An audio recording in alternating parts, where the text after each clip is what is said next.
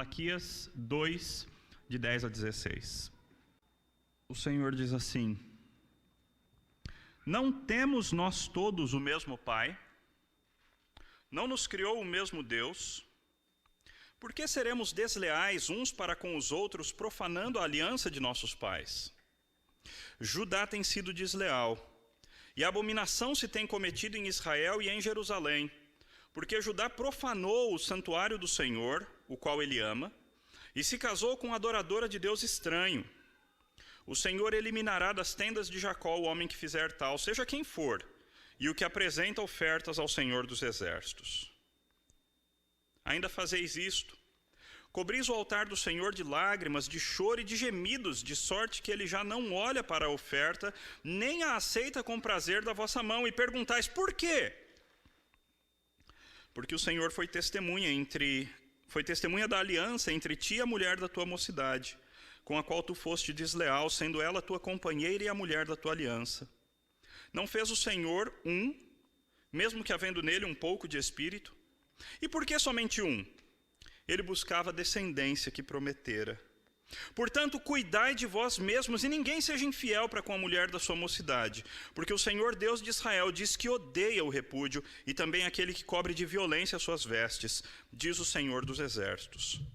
Portanto, cuidai de vós mesmos, e não sejais infiéis. Vamos orar ao Senhor. Senhor Deus, mais uma vez a tua palavra é aberta e lida diante de nós. E só a leitura dela, Deus, já é suficiente para nós sermos confrontados, para nós sermos colocados diante de um espelho, Pai, na tua presença, porque é a tua palavra viva, eficaz, palavra que nos conforta, nos confronta, palavra do Deus que também é o nosso Criador e a pessoa que mais nos ama nesse universo. Assim, ó Deus, a tua palavra traz conselhos bons, a tua palavra traz ameaças, não de alguém que quer nos destruir, mas de alguém que quer nos construir e nos refazer.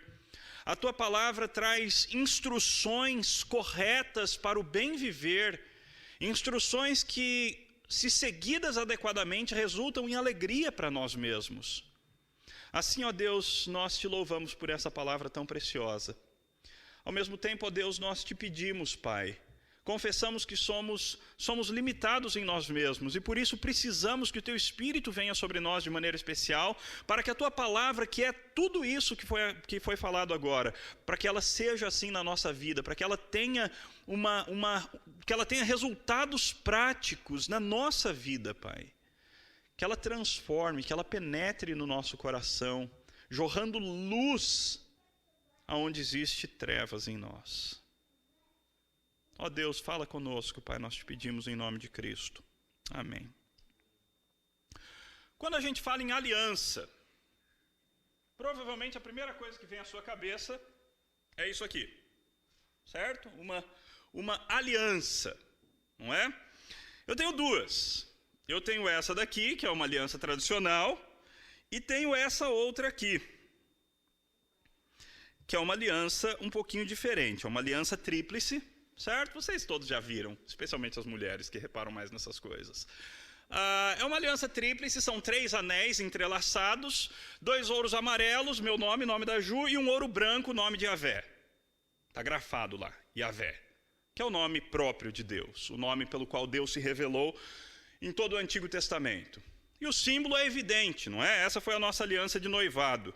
E aí, para ficar claro que a gente estava casado e não era só um anel, eu comprei essa outra quando a gente casou, não é? Fique claro. Essa daqui tem um símbolo muito importante para mim e para minha esposa, porque ela nos relembra que a nossa aliança não é uma aliança a 2. Nossa aliança não é uma aliança horizontal.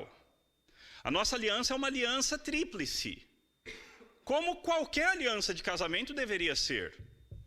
As alianças que nós fazemos com os nossos cônjuges não são alianças horizontais, não são alianças, acordos entre 2 partes. São acordos entre 3 partes. Porque sempre que envolve um casamento, Deus se faz presente. Eu não sei quantos padrinhos você teve.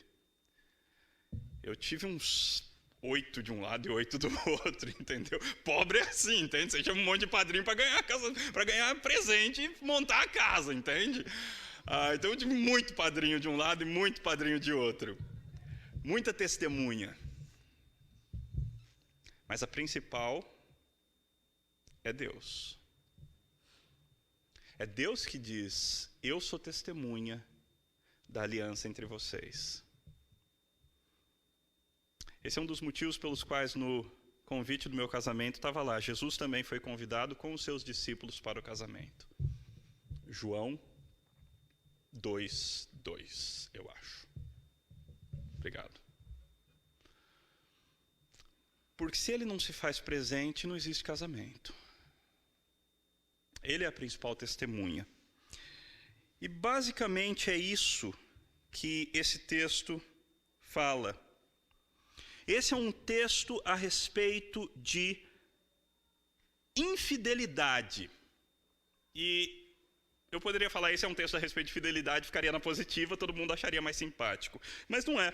É um texto sobre infidelidade. 5 vezes a palavra infidelidade aparece nesse texto, de, 25 que ela aparece em todo o Antigo Testamento. Ou seja, de 25 vezes em todo o Antigo Testamento, em 16 versículos, não, 6, né? 10 até 16. Em 6 versículos aparece 5, ou seja, esse é um texto sobre infidelidade.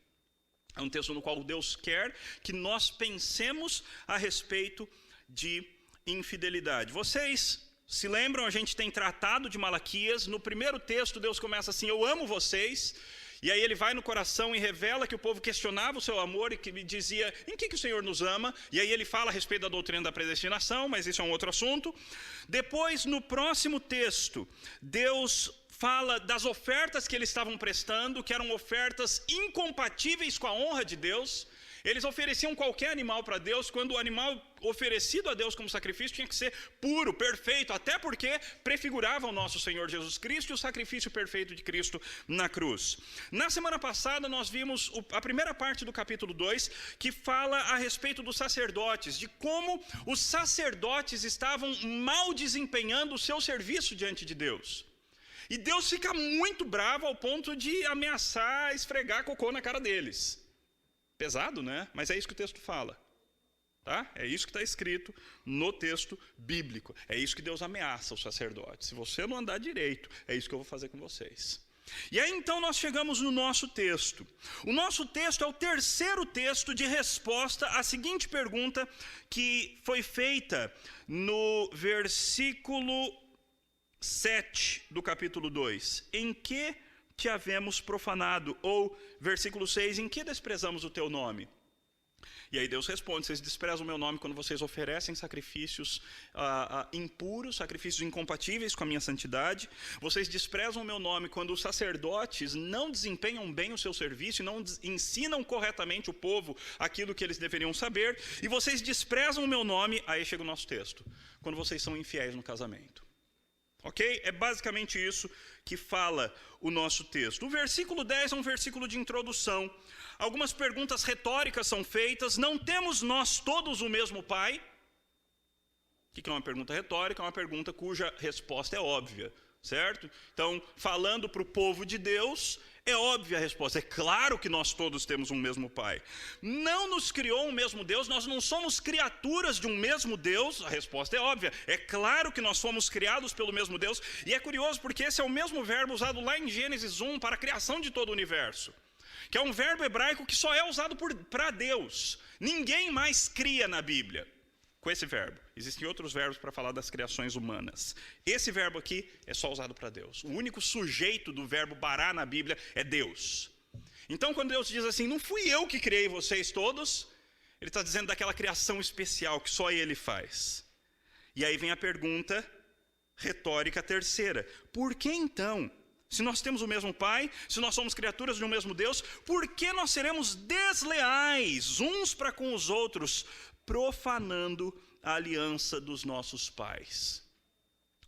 Até aqui você pensa assim: ele está falando a respeito dos pecados que a gente comete contra Deus. Ele está falando a respeito de um pecado que eu cometo contra qualquer um outro irmão em Cristo, de repente, porque nós somos parte da mesma aliança. A aliança é um conceito fundamental na Bíblia. Deus fez uma aliança com Adão, que envolvia: se você obedecer, eu te abençoo; se você desobedecer, eu vou te amaldiçoar. Deus fez uma aliança com Noé na Bíblia. Deus fez uma aliança com Abraão, Isaac e Jacó. Deus traz de novo essa aliança à tona com Moisés, e assim vai indo. É por isso que quando a gente chega em Jeremias 31, Deus diz assim: eu vou fazer uma nova aliança com vocês.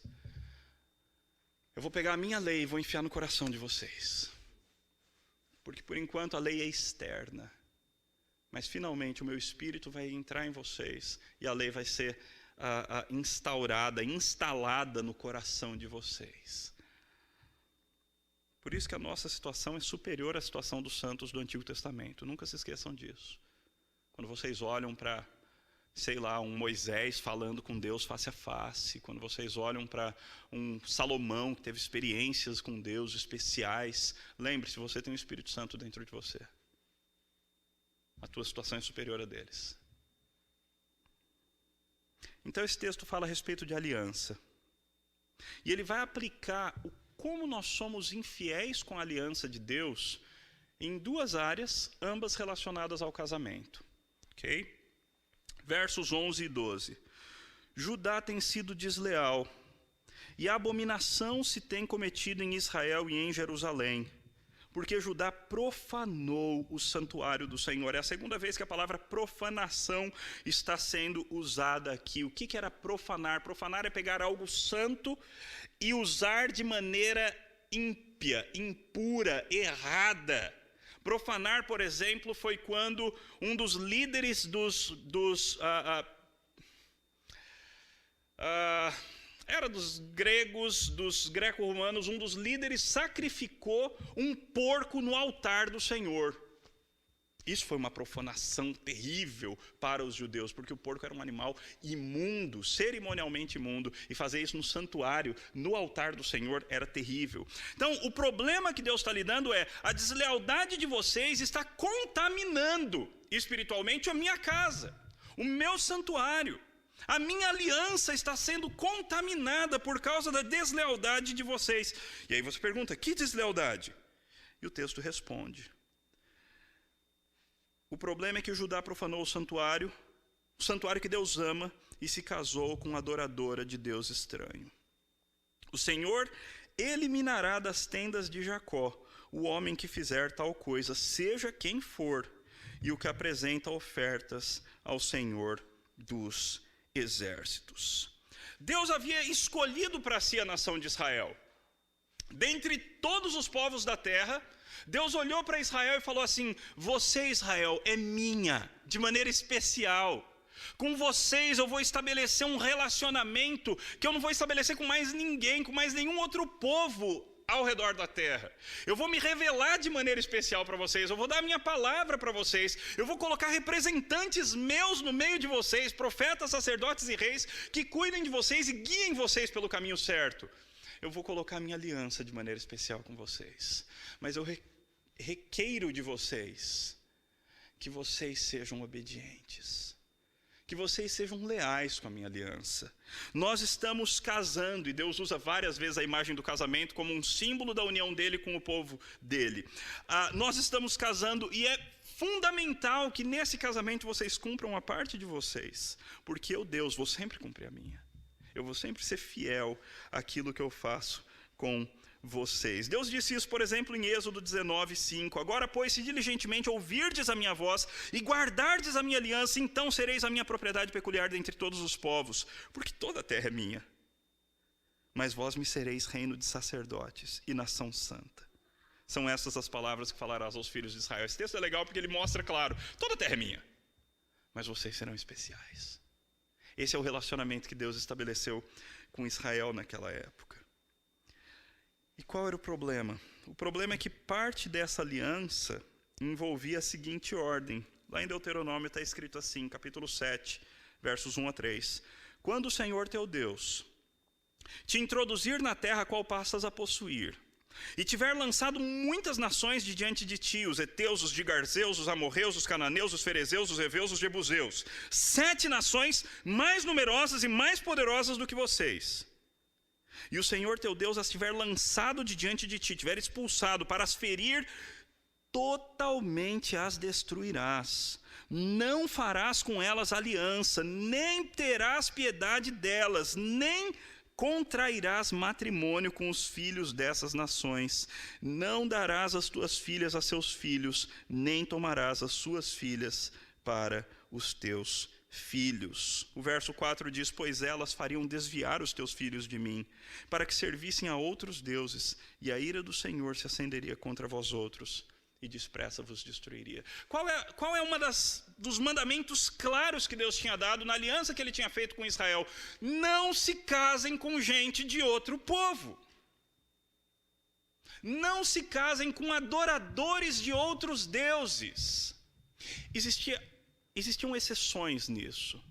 As exceções, como o caso de Raabe, que embora prostituta se converteu, casou-se com talvez o homem que pegou ela no colo quando a casa estava caindo, e entrou na genealogia do nosso Senhor Salvador Jesus Cristo. Ruth, esposa de Boaz, que também entrou na genealogia do nosso Senhor Jesus Cristo. Então existiam algumas exceções. Se o ímpio do Antigo Testamento se convertia, era possível haver um casamento. Mas enquanto ele continuasse alguém distante do Senhor, adorador de outros deuses ou adoradora de outros deuses, Deus dizia: não é para casar. E essa era uma ordem clara. Quando o povo foi mandado para o exílio e volta do exílio, quando eles voltam, Israel está habitado por pessoas de várias outras nações. Então, quando eles chegam de volta, um dos problemas graves que aconteceu foi esse casamento interreligioso. Foi esse casamento entre o povo de Israel com gente de outros lugares. E aí, então, acontecem algumas coisas pesadas na Bíblia. Como Deus diz: o Senhor eliminará das tendas de Jacó o homem que fizer tal coisa. Por exemplo, em Esdras 10, 2 e 3, a gente lê o seguinte: então Secanias, filho de Jeiel, um dos filhos de Elão, tomou a palavra e disse a Esdras: nós temos transgredido contra o nosso Deus, casando com mulheres estrangeiras, dos povos de outras terras. Mas no tocante a isso, ainda há esperança para Israel. Agora, pois, façamos aliança com o nosso Deus, de que despediremos todas as mulheres e os seus filhos, segundo o conselho do Senhor e dos que temem o mandato do nosso Deus, e faça-se segundo a lei. Então, naquela época, eles entenderam: nós pecamos, nós casamos com pessoas que não eram tementes a Deus. Naquele contexto e naquela época, a solução foi: acaba com o casamento. Manda embora essas mulheres e os seus filhos, o que é terrível, terrível você imaginar essa situação. Mas por quê? Porque algo mais sério estava em jogo. Se o povo continuaria como povo de Deus, ou se o povo deixaria de ser povo de Deus. Aí eles mandaram embora, houve separação, um monte de família se desfez, etc. e tal. Passam-se poucos anos, vários casam de novo com mulheres estrangeiras. Aí olha só o que aconteceu. Isso quem conta é Neemias em primeira pessoa. Vi também naqueles dias que judeus haviam casado com mulheres asdoditas, amonitas e moabitas. Seus filhos falavam meio asdodita e não sabiam falar judaico, mas a língua do seu respectivo povo.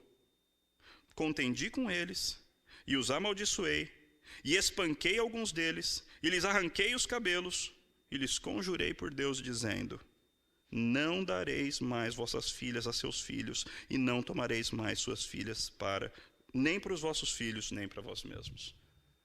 Nossa! Bateu, espancou, amaldiçoou, arrancou cabelo. É porque Deus não considera light aquilo que a gente considera light. Se o nosso filho se apaixona por uma moça que não tem nada a ver com as coisas de Deus, está apaixonado. Deixa acontecer.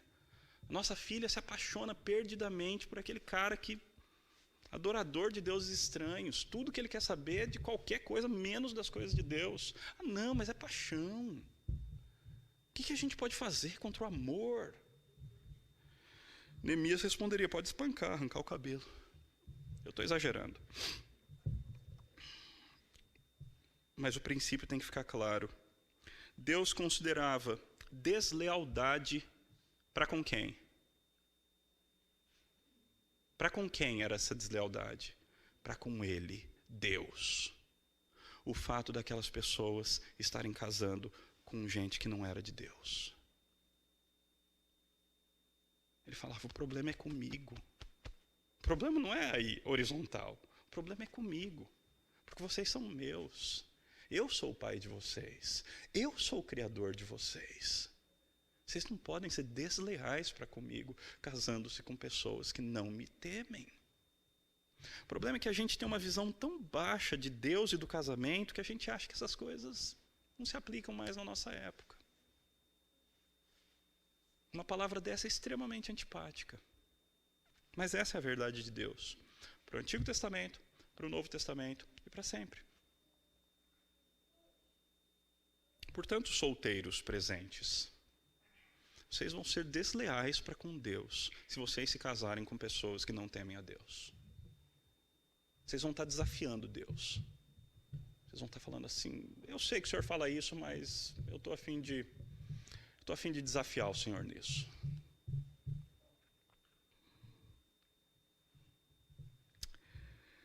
Mas existia uma segunda deslealdade que estava acontecendo naquela época. E essa segunda deslealdade a gente vê nos versículos 13 a 16. Quando Deus diz assim, ainda fazeis isso, cobris o altar do Senhor de lágrimas, de choro e de gemido. Se você olha uma pessoa no altar de Deus com lágrimas, choro e gemido, qual é o seu julgamento? Nossa, que crente. Que pessoa fervorosa. Não é? Que crente especial, que crente maravilhoso. Ele se derrama diante do Senhor. O problema é que Deus disse assim, o problema é que eu não olho para a oferta de vocês. E eu atualmente não aceito com prazer essa oferta da vossa mão.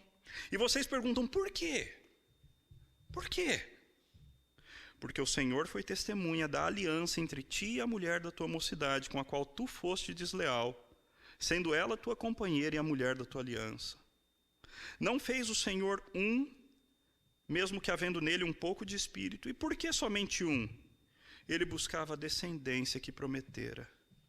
Portanto, cuidai de vós mesmos, e ninguém seja infiel para com a mulher da sua mocidade.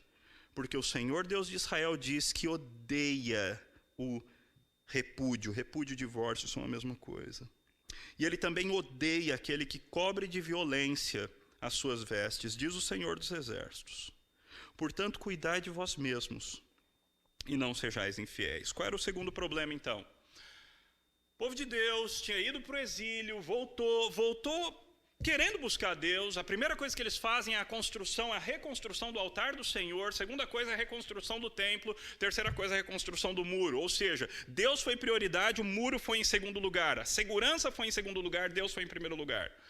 Os anos começam a passar, essa ordem de prioridades começa a se inverter. As coisas próprias tomam o primeiro lugar e Deus fica em segunda instância.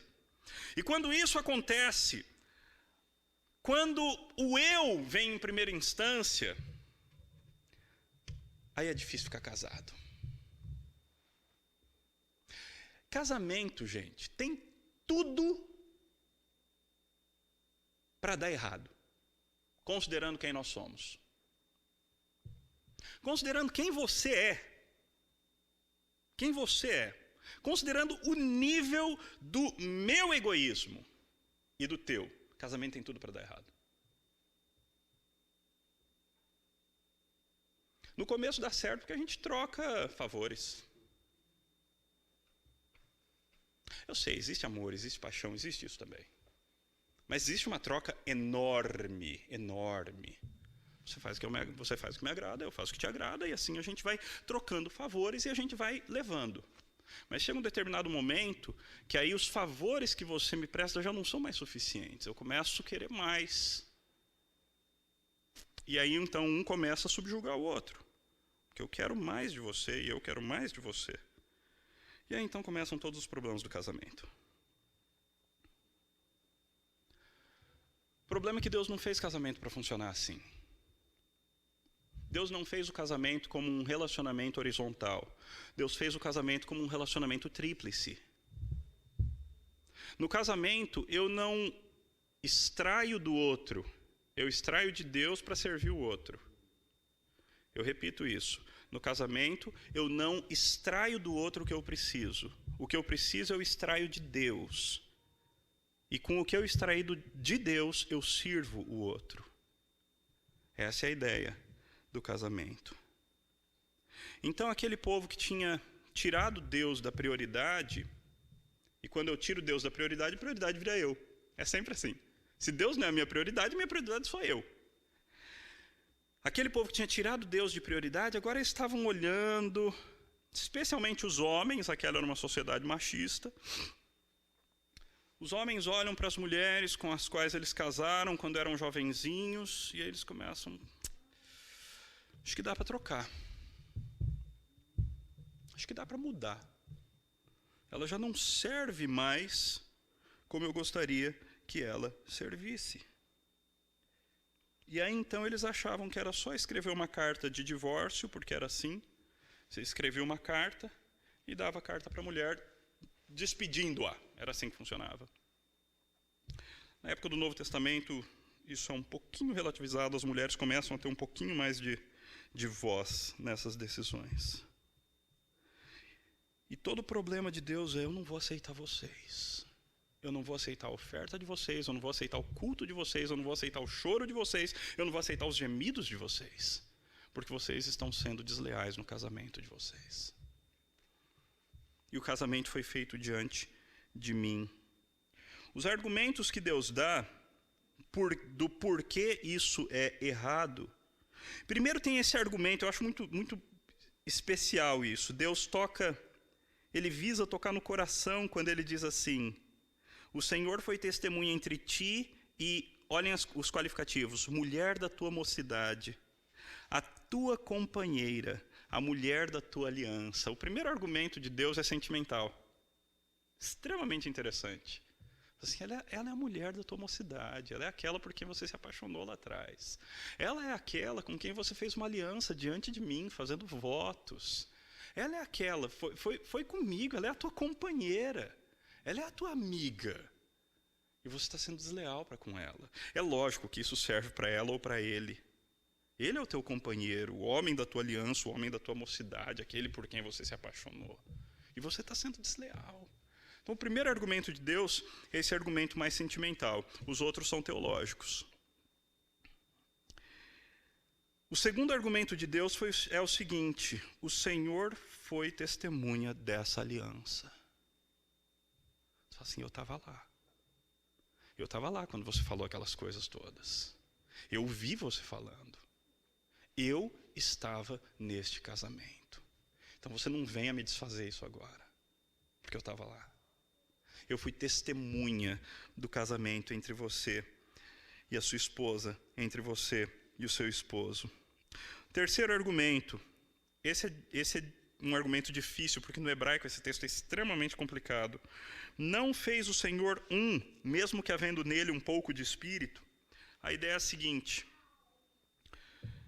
foi Deus que fez de dois Deus é o criador do casamento, e quando esse casamento se consuma na união sexual, Deus de alguma forma está em ação nisso.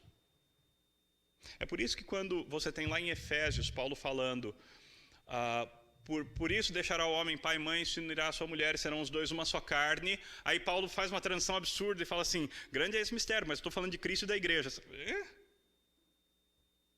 Cristo e a igreja? O tempo todo ali Paulo fica invertendo o relacionamento de Cristo e a igreja, o relacionamento de marido e mulher. E aqui ele diz que até o Espírito de alguma forma atua nessa união de marido e esposa. Afinal, onde existe vida, onde existe criação de vida, o Espírito Santo está presente. O Espírito Santo é a pessoa da Trindade responsável por criar vida. Então esse argumento é profundamente teológico. Fui eu, Deus diz, que uni vocês e que fiz vocês de dois e o meu Espírito atuou nisso. Portanto, não sejam desleais, porque vocês estão desfazendo algo que fui eu quem fiz. E aí Deus agora fala: e por que somente Esse é o quarto argumento, o terceiro teológico. Porque Deus buscava a descendência que prometera. Você sabe como os muçulmanos estão ganhando o mundo? Reproduzindo. Tendo filhos. Você raramente, não é comum, raramente não, aqui nos Estados Unidos um pouco mais comum, especialmente entre aqueles que foram presos. Eles são fortes em evangelização em cadeia. Não é muito comum encontrar um muçulmano convertido, alguém que se converteu ao islamismo. Não é tão comum. O que você encontra são pessoas que nasceram e foram criadas dentro do islamismo. E eles então têm 15 filhos, 16 filhos, vários filhos, e assim eles vão dominando o mundo. É assim que eles estão fazendo. Deus falou que o objetivo dele era que o povo de Israel, casando com o povo de Israel, criassem filhos que fossem soldados de Israel. Povo de Deus, povo de Israel. Filhos da aliança, que já nascem marcados. Então Deus está bravo com o povo. Ele está dizendo assim, vocês estão desfazendo tudo que eu fiz. A deslealdade de vocês está no fato de uma deslealdade horizontal, a mulher ou o homem por quem você se apaixonou, com quem você fez uma aliança, que foi tua companheira, que te ajudou a te construir, a construir tua vida, você está abandonando. Você está desfazendo a unidade que eu mesmo criei com o meu espírito. Você está desfazendo a possibilidade de filhos santos, filhos que nascem como povo de Deus. E você está desfazendo uma aliança da qual eu mesmo fui testemunha. Eu estava lá. E aí então vem a ordem de Deus. Como resolver esse problema? Aliás, eu não tenho os versos aqui, mas o texto começa com, portanto, cuidai de vós mesmos. Portanto, cuidai de vós mesmos. E ninguém seja infiel ou desleal para com a mulher da sua mocidade. Quinto argumento teológico. Porque o Deus de Israel odeia o divórcio. Na nossa época é uma coisa tão light, né? É só divorciar. Casais casam, falando, se não der certo a gente divorcia. Casais casam assim hoje. Qualquer coisa desfaz, cada um pega as suas coisinhas e vai para casa. Mas vamos ser sempre amigos, hein? Deus diz, eu odeio o divórcio. E, interessantemente, com linguagem figurada, Deus diz assim, eu também odeio violência dentro do casamento. Aquele que cobre de violência as suas vestes. A palavra vestes é extremamente parecida no hebraico com a palavra deslealdade. Então, o que a gente tem aqui é uma metáfora para cônjuge, como vestes, aquele que te veste. Bonita metáfora, aliás. Eu odeio o divórcio. E eu odeio violência dentro do casamento. Deus coloca as duas coisas no mesmo nível. Divórcio e violência contra o cônjuge. E aí Deus termina falando o mesmo imperativo que ele acabou de falar. Portanto, cuidai de quem? Esse é o argumento quando Deus quer nos convencer, um pouco com base no nosso próprio egoísmo. Cuidai de vós mesmos. Como? Cuidando da sua esposa. É o mesmo argumento de Efésios 5. Interessante. É o mesmo argumento. Cuide de si mesmo. Como? Cuidando do seu cônjuge. Cuidai de vós mesmos e não sejais desleais ou infiéis. Em suma, Deus é o autor do casamento. Deus é o Senhor das famílias. Aquele que cria pessoas tão distintas e une essas pessoas distintas e diferentes como uma unidade mesmo. É impressionante como a gente vai ficando mais parecido e como a gente vai se tornando cada vez uma unidade. É Deus que, por meio do casamento, faz com que duas pessoas se transformem em uma só e, por meio dessa unidade, tanto de amizade, de companheirismo, de cumplicidade, quanto sexual, que Deus faz com que essa unidade se transforme numa unidade para o reino. Numa pessoa só, que agora vai servir a Deus, produzir bênçãos para o reino de Deus, e produzir filhos para o reino de Deus também. É através do casamento que Deus levanta uma descendência santa. Se a gente abrir a mente para a verdade de Deus, de que filhos são herança do Senhor, e que bem-aventurado é aquele que enche a aljava deles, a gente vai começar a ganhar mais gente para Cristo. Como? Fazendo em casa. E a gente tem que entender também que não é só fazer, tem que criar nos caminhos do Senhor, mas isso é um outro sermão. Como é que está a aliança sua com Deus? O que, por incrível que pareça, é a mesma coisa que dizer como é que está a aliança sua com a tua esposa, com o teu marido. Estranho, né? A mesma coisa, pastor? É, foi isso que Deus falou aqui. Você vai estar sendo desleal para com ele se você é desleal dentro do teu casamento. Você vai estar se separando de Deus em alguma instância, em alguma medida, se você se separa do seu cônjuge. Seja uma separação legal, seja uma separação na prática, na vida.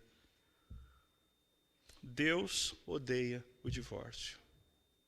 E Deus ama casamentos abençoados e saudáveis. E é isso que Deus tem para você. Esse mesmo Deus que foi testemunha do teu casamento, Ele promete te ajudar a construir um casamento bom. Eu mandei isso para vocês há uns dias atrás no e-mail. Casamento gostoso é possível. Ter um casamento abençoado, estruturado, um lar no qual você vê a presença de Deus, isso é possível. Eu já vi alguns, eu já vi vários. Eu tenho o privilégio de viver em um. Isso é possível. Eu já vi também casamentos quebrados em frangalhos que Deus restaurou. Deus pode. Deus pode, Deus faz o que Ele quer. Basta que a gente se coloque submisso nas mãos dEle.